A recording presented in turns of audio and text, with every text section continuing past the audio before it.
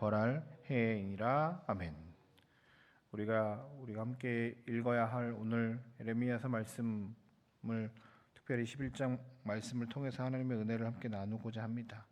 예레미야서의 특징 가운데 하나가 하나님께 예레미야가 받은 말씀, 예언의 말씀을 이스라엘에게 전하는 내용들이 있고요. 또 예레미야가 겪었던, 예레미야가 경험했던 것들에 대한 사실들, 이야기들, 실제 이야기들이 기록된 내용들도 이렇게 중간중간 섞여 있습니다. 오늘 본문은 예레미야가 겪었던 내용, 그러니까 하나님의 말씀을 이게 대언하는 것이 아니라 겪었던 내용들에 대한 에피소드 형식의 이런 내용들이 쭉 있는데, 오늘은 예레미야가 겪었던 어려운 일에 대한 이야기를 하고 있습니다.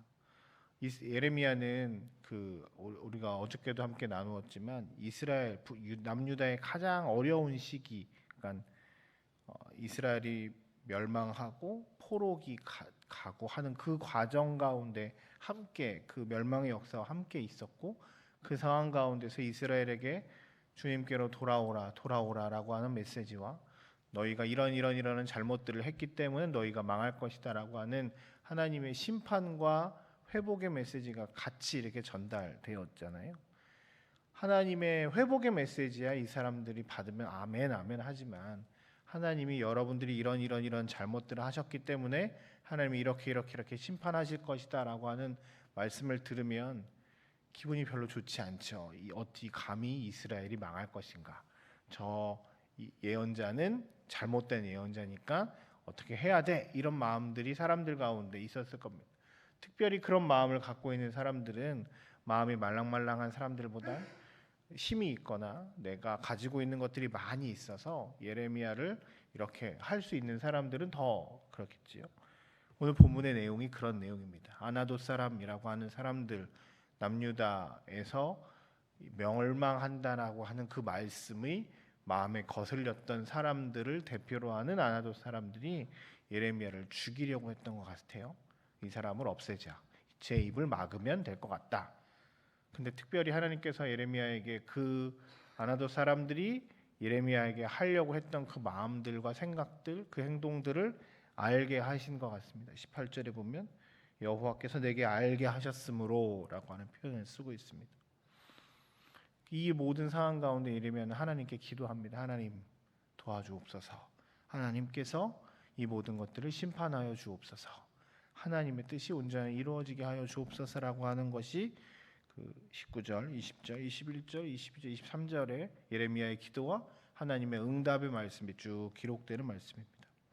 말씀을 통해서 저는 두 가지 정도로 하나님의 은혜를 나누고자 합니다. 첫 번째는 오늘 찬송한 대로 주님의 뜻대로 살아가는 것은 우리에겐 어려움이 있을 수 있습니다. 아나돗 사람들이 자신을 죽이려고 한다는 소문을 듣고 하나님께 탄식하는 예레미야입니다. 아마 은밀하게 예레미야를 죽이려고 입을 막으려고 했던 것을 알게 된 것 같습니다. 그런데 여러분 아시겠지만 아나돗이라고 하는 동네가, 그 지역이 예레미야의 고향 땅이잖아요. 아나돗 사람 예레미야, 그러니까 자신 출신지에 있는 자기 고향 땅에 있는 사람들이 자기를 죽이려고 했다는 겁니다. 예레미야가 무슨 잘못을 했죠? 잘못한 것이 없습니다. 하나님의 사람으로 하나님의 뜻을 사람들에게 전했을 뿐입니다. 자기 생각이 아니라 하나님의 마음으로 하나님의 뜻을 전했던 것밖에 없습니다. 그런데 고향 땅에서 매국노라는 취급을 받고 감히 이스라엘이 어떻게 멸망할 것이냐 매국적 행위로 여기고 그 사람을 죽이려고 하는 상황들 가운데 놓여 있습니다. 어쩌면 아나돗 사람이라고 이야기했지만 이 하나님의 말씀을 듣기 싫은 이스라엘 사람들을 아마 대표로 하는 사람들이 아닐까 싶습니다. 사실 예레미야도 이스라엘 사람이잖아요. 이스라엘 사람이니까 자기 나라가 망한다고 이야기하는 거니까 그 사람 자체도 굉장히 이 메시지가 슬프고 힘들고 싫을 거거든요. 그럼에도 불구하고 순종하여 이 말씀을 전하는데, 그런데 자신에게 오는 손가락질은 매국노다. 어디 감히 그런 말을 하느냐라고 하는 이런 저주의 말들입니다. 특별히 더 나를 죽이겠다라고 하는 고향 땅의 사람들이 자신을 향한 이 말씀들에 예레미야가 받을 충격들은 얼마나 힘이 들까 상상을 해봅니다. 하나님의 뜻대로 내가 그리스도인들께 산다라고 이야기하면 우리에게 복이 있고 이 세상에 풍요로운 것들이 있고 평강이 있으면 좋겠지만 그렇지 않을 때가 많이 있습니다. 여러분들 늘 이 땅 가운데서 평화로움과 그 은혜를 누리고만 살면 참 좋겠지만 그렇지 않을 때도 많이 있지 않습니까? 예수 믿는다는 것 때문에 내가 피해를 봐야 되는 상황도 있고, 예수 믿는다는 것 때문에 내가 참아야 되는 상황들도 많이 있고, 예수 믿기 때문에 내가 손해보는 일들도 많이 있습니다.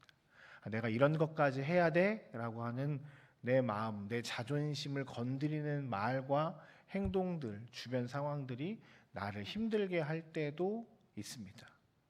십자가를 짊어지는 것 같은 주님을 따라가는 것은 고통과 고난이 우리 가운데 있습니다. 사실 이것이 정답입니다. 우리가 살고 있는 하나님의 나라와 이 땅의 나라는 가치관과 여러 많은 것들이 다르기 때문에 부딪히는 부분들이 많이 있습니다. 예수 믿으면 잘 살아, 그쵸? 잘 살죠. 그런데 이 땅 가운데서 예수 믿으면 성공한다라고만 이야기하는 사람들은 어쩌면 예레미야와 반대되는 거짓 선지자일 수도 있습니다. 이 땅 가운데 살면서 우리가 온전하게 예수를 믿고 예수를 따라간다는 것은 계속 부딪히는 부분들이 많이 있을 겁니다. 그런 어려움들이 있는 여러분들을 격려하고 축복합니다. 잘 가고 계신 겁니다. 그리고 오늘 그 길이 예레미야가 가는 길이고 주님이 가셨던 십자가의 길일 것입니다.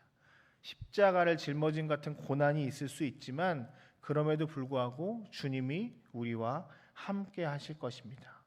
하나님의 뜻대로 여러 가지 근심과 걱정으로 살아가는 일들이 우리 가운데 있을 수 있지만 하나님이 그 길들을 기뻐하실 것입니다. 왜냐하면 오늘 두 번째 고백하는 것처럼 우리는 우리와 함께 하시고 심판하시는 하나님을 믿고 나아가기 때문입니다. 오늘 예레미야는 자신의 어려움을 하나님께 아뢰입니다. 주님, 특별히 20절에 공의로 판단하시며 사람의 마음을 감찰하시는 만군의 여호와여, 나의 원통함을 주께 아뢰었사오니 그들에 대한 주의 보복을 내게 보이리라 하셨나이다. 예레미야는 오늘 자신의 어려움과 이 원통함을 자신의 방법으로 해결하려고 하지 않습니다. 심판하실 하나님께, 공의로 판단하시며 사람의 마음을 감찰하시는 만군의 여호와께 올려드립니다. 그리스도인들이 죄를 죄로 갚는 것은 옳지 않습니다. 심판하시는 하나님을 믿고 의지하며 하나님께 맡기며 나아가야 합니다. 그들과 똑같은 방식으로 내가 내 손에 죄를 지으면서 이렇게 하는 것은 하나님의 방식이 아니라고 말합니다. 하나님께서 해결하실 것을 믿고 의지하며 답답하고 내 속도에 맞지 않는다 할지라도 심판하실 하나님을 사모하며 기다리며 나아가라고 합니다. 심판하신 하나님이 두렵기도 하지만 또한 우리가 감사할 수 있는 것은 그 하나님으로 말미암아 하나님의 공의와 정의가 세워지기 때문입니다.